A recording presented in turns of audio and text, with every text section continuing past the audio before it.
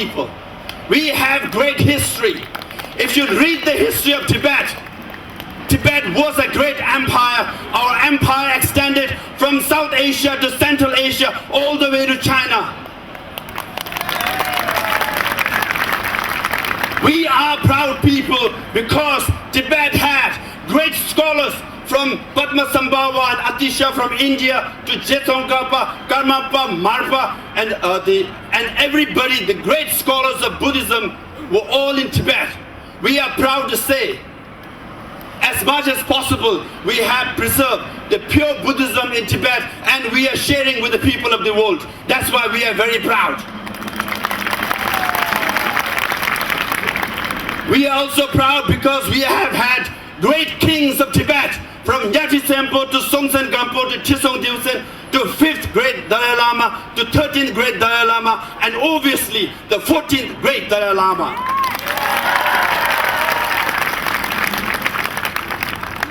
We are here not to beg from China. We are not seeking charity from China. We simply want to challenge the Chinese government that if you want to be a great nation, history has shown that greatness cannot be bought in the marketplace. Greatness cannot be forced through military power. Greatness must be earned.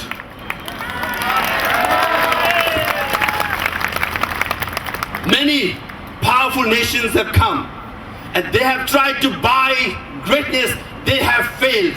They have tried to impose greatness. They have failed too.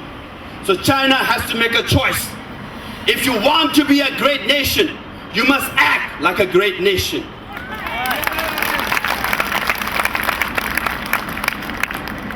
And Chinese leaders, if you want to be known as great leaders, you must act like a great leaders. There are many examples, from Mahatma Gandhi to Nelson Mandela to Martin Luther King. They all are great leaders because they rose above petty politics and they serve for humanity, and they set noble examples for people around the world to follow. These are great leaders. So if Chinese leaders, if they want to be great leaders, they must follow the great leaders of the world. If you cannot follow and act on them, people around the world will say, you are not great leaders, your country is not great because you are not acting like a great country and great leaders. If China has nothing to hide, they must allow international media to go to Tibet. If China has nothing to hide, if it wants to be a great nation, then it must allow UN members to go to Tibet and find out the truth. That's what great nations do. And today, we are also before the United Nations. We know for a fact that 150 Tibetans died because they stood up for the principles on which United Nations was founded: justice, equality, and freedom. We are here before the United Nations not to seek charity. We don't ask anything from them. We simply challenge them to stand on the principles on which they are founded. If United Nations stands for something, today is the day they must stand with the Tibetan people and say, enough is enough. Tibetan people deserve freedom, equality, and justice.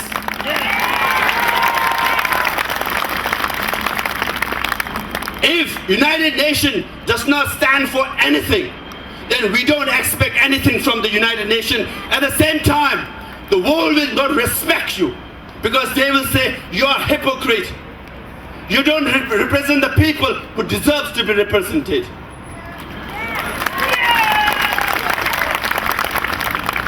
Then I'm sorry to say, if United Nations does not stand with us today, then UNO will be not called United Nations Organizations, but it will be called Useless Nations Organizations.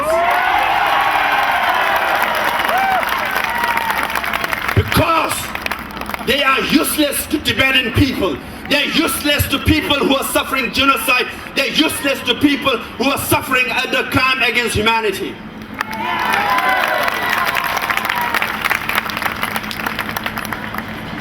So we are here again not to ask anything from China. If China wants to be a great nation, so be it. If Chinese leaders want to be great leaders, so be it. But we have nothing to ask from them. We simply want what is always ours. The land of Tibet. Our freedom. Our equality. Our sense of human rights. These are ours, inherent, which belongs to us for a long time. So the challenge is to the United Nations and to the Chinese leaders. If you want to be known as great nation, you must act like great nation. If United States is what it stands for, then it must stand today with the Tibetan people right here and with the Tibetan people in Tibet.